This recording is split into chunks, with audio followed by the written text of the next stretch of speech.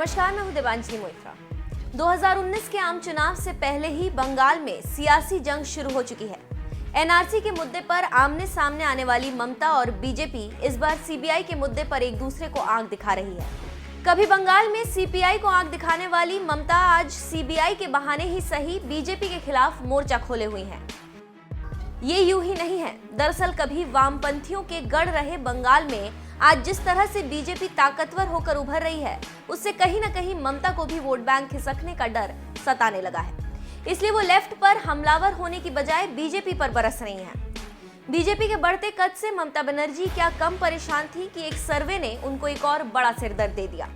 हाल ही में आए political stock exchange यानी पीएससी के एक सर्वे में बताया गया है कि पश्चिम बंगाल की जनता देश के प्रधानमंत्री के रूप में मोदी के अलावा किसी को नहीं देखना चाहती। पीएससी के सर्वे के मुताबिक पीएम पद के लिए 49% लोगों की पहली पसंद नरेंद्र मोदी हैं। ममता बनर्जी को सिर्फ 25% लोग पीएम देखना चाहते हैं। राहुल गांधी को महज 15% लोग पीएम के तौर पर देखना चाहते हैं। जैसे लोकसभा चुनाव नजदीक आ रहा है, पीएम मोदी की लोकप्रियता भी बढ़ती जा रही है। सर्वे के मुताबिक अक्टूबर 2018 में जहां 46% लोग मोदी को पसंद करते थे, तो वहीं जनवरी 2019 में ये आंकड़ा बढ़कर 49% पर पहुंच गया। सिर्फ सर्वे ही नहीं, मोदी की बंगाल रैलियों में जुटी भीड़ भी कहीं न कहीं मोदी लहर की ओर इशारा कर रही है। मैं कभी दिल्ली में बैठ करके सोच रहा था कि दीदी खुद साम्यवादियों के शासन में इतनी परेशान रही,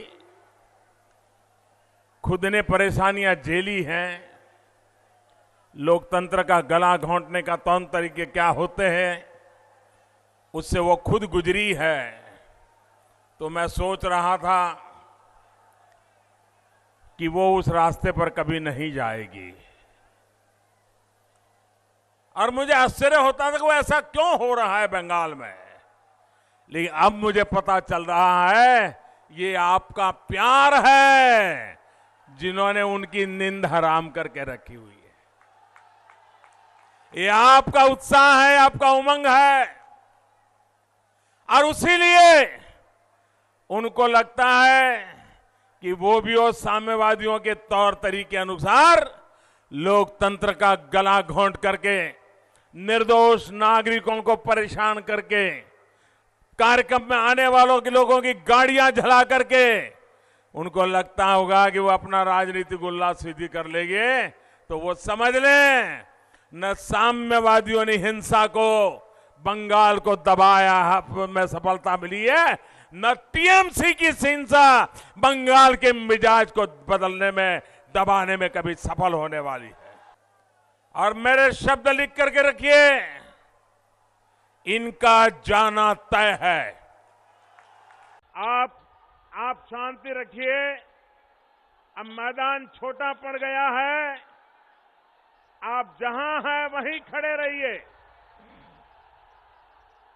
मैं आपके प्यार के लिए, आपके उत्साह और उमंग के लिए मैं हृदय से आपका बहुत आभारी हूं।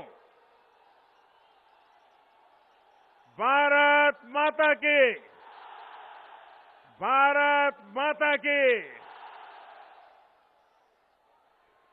ये दृश्य देखने के बाद मुझे समझ आ रहा है कि दीदी हिंसा पर क्यों उतर आई है।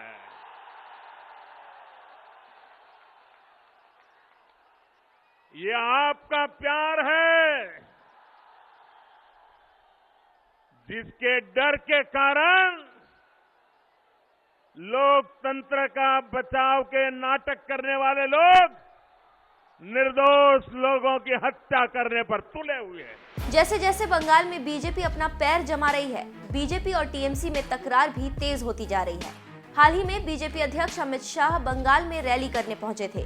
उस रैली के बाद जिस तरह से हिंसा हुई, और फिर पीएम मोदी की रैली से पहले बीजेपी के पोस्टर्स पर टीएमसी के पोस्टर्स चिपकाए गए, ये दोनों पार्टियों के बीच कड़वाहट को साफ बयां कर रहे हैं। सिर्फ इतना ही नहीं, 3 फरवरी को सीएम योगी की बंगाल में रैली होनी थी, लेकिन ममता सरकार ने योगी के हेलीकॉप्टर को उतरने की इजाजत ही नहीं दी, जिसकी वजह से योगी को यूपी से मोबाइल के जरिए रैली को संबोधित करना पड़ा।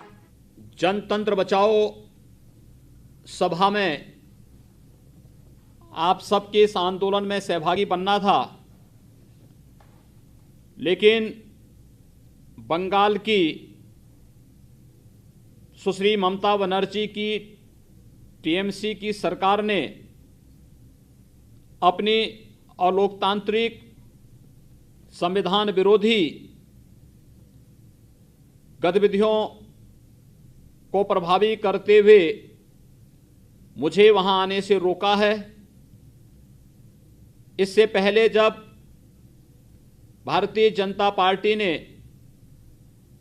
जनतंत्र बचाओ रथ यात्रा बंगाल के अंदर प्रारंभ करने की शुरुआत की थी, तब भी हमारे राष्ट्रीय अध्यक्ष आदरणीय अमित शाह जी को टीएमसी की सरकार ने आने से रोका था। बंगाल में टीएमसी की सरकार न केवल भारतीय जनता पार्टी विरोधी है, अपितु यह जनतंत्र विरोधी सरकार है। यह सरकार संविधान विरोधी है और यह सरकार लगातार जनभावनाओं के साथ खिलवाड़ करते हुए बंगाल के विकास को बाधित कर रही है। फिलहाल जिस तरह से टीएमसी और बीजेपी में तकरार बढ़ रही है, इसका असर लोकसभा चुनाव में भी देखने को मिलेगा। इससे इनकार नहीं किया जा सकता, क्योंकि बंगाल में 42 सीटों की लड़ाई है। 2014 के आम चुनाव में तो बीजेपी 2 सीटें हासिल कर सकी थी, लेकिन इस बार अमित शाह ने मिशन 22 का लक्ष्य देकर बंगाल जीतने के लिए अपनी टीम उतार दी है। इस बार बंगाल में मोदी शाह के अलावा स्मृति ईरानी, सीएम योगी और असम के सीएम सर्बानंद सोनोवाल भी बंगाल के गढ़ में कमल खिलाने उतरेंगे।